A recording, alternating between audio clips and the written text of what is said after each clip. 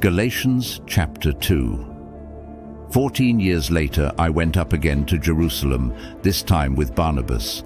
I took Titus along also. I went in response to a revelation and set before them the gospel that I preach among the Gentiles.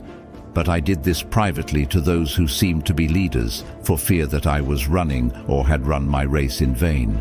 Yet not even Titus, who was with me, was compelled to be circumcised, even though he was a Greek. This matter arose because some false brothers had infiltrated our ranks to spy on the freedom we have in Christ Jesus and to make us slaves. We did not give in to them for a moment, so that the truth of the gospel might remain with you.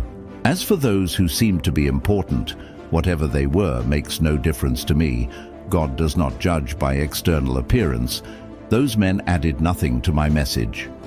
On the contrary, they saw that I had been entrusted with the task of preaching the gospel to the Gentiles, just as Peter had been to the Jews. For God, who was at work in the ministry of Peter as an apostle to the Jews, was also at work in my ministry as an apostle to the Gentiles. James, Peter, and John, those reputed to be pillars, gave me and Barnabas the right hand of fellowship when they recognized the grace given to me. They agreed that we should go to the Gentiles, and they to the Jews. All they asked was that we should continue to remember the poor, the very thing I was eager to do. When Peter came to Antioch, I opposed him to his face, because he was clearly in the wrong. Before certain men came from James, he used to eat with the Gentiles.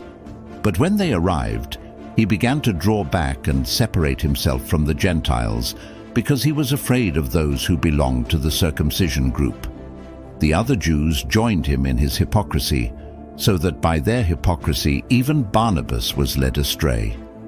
When I saw that they were not acting in line with the truth of the gospel, I said to Peter in front of them all, "You are a Jew, yet you live like a Gentile and not like a Jew.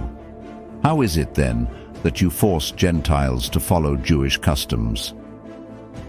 We who are Jews by birth and not Gentile sinners know that a man is not justified by observing the law, but by faith in Jesus Christ.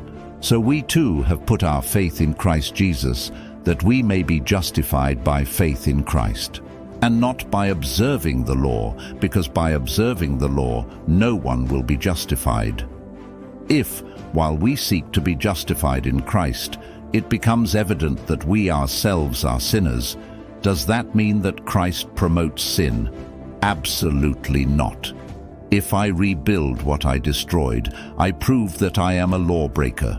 For through the law I died to the law so that I might live for God. I have been crucified with Christ, and I no longer live, but Christ lives in me. The life I live in the body, I live by faith in the Son of God, who loved me and gave himself for me. I do not set aside the grace of God, for if righteousness could be gained through the law, Christ died for nothing.